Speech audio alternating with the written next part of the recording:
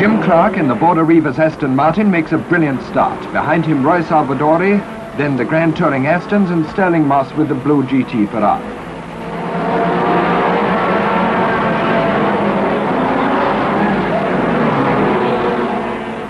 At the S's, it's Clark and Salvadori, then Ginther's Works Ferrari moving up, the French Aston, Moss, Jean de Bien's Ferrari. Then the rest of the field with Les Leston in number 26 leading the 3 TRs.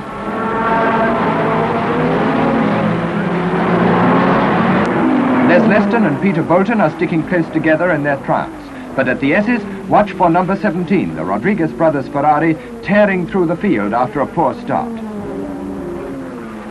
Now it's Jean de Bien, Ginther and the Rodriguez boys. 3 Ferraris in the lead.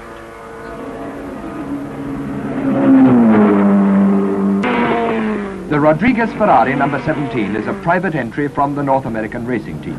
And now it heads the works cars in this furious battle for the lead. Pedro Rodriguez hands over to brother Ricardo, and temporarily the Mexicans lose the lead. Now Phil Hill has taken over number 10 and struggles to stay ahead of Rodriguez. But here's a nasty moment for Meres.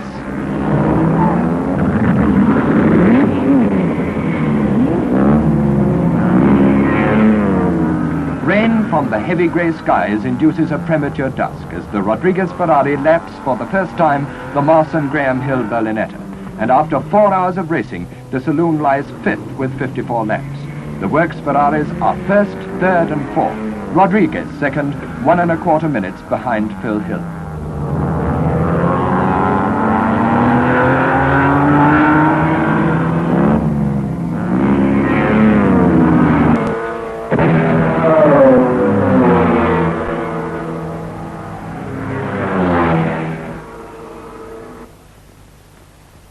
After 12 hours of racing, Le Mans is almost lonely.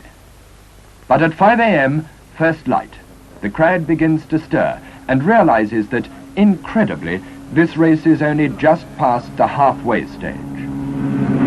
The Rodriguez boys are in the lead by 16 seconds, and the snarling exhausts sound a triumphant reveille.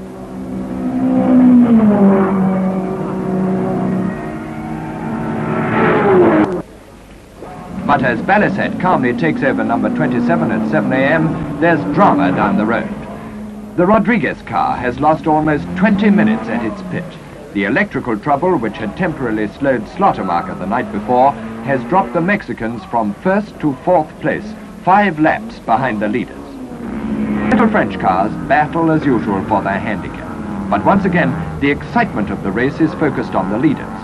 Phil Hill and Jean de Bien are still under heavy pressure, for the Rodriguez brothers in Ferrari 17 are carving away their lead. Mike Parks and Meres with Ferrari number 11 know that the incredible Rodriguez are now hard after them for 2nd place. Aware of the ferocious Ferrari battle, the Triumph team gives a demonstration of the courtesy which exists between top-flight racing drivers. Rodriguez, about to take Mike Parks, is now only 3 laps behind the leader and gaining fast, while others lose slowly.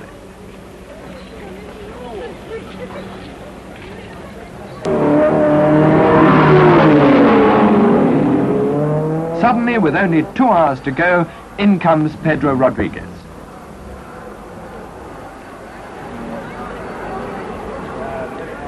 But there's no fire to extinguish, except the flame of a gallant and forlorn hope.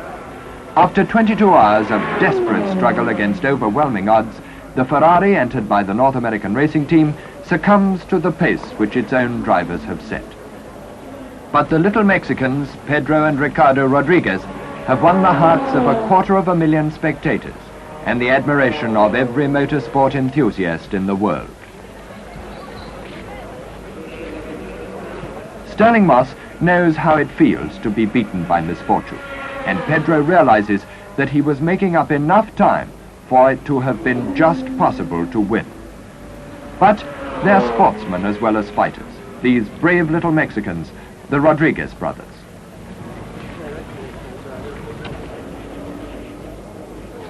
Now Mike Parks comes in, secure in second place at his first Le Mans. As the Belgian Willy Maires takes over the last spell from the Englishman, they are 4 laps behind their teammates in the lead, but a clear 9 laps ahead of their nearest pursuer.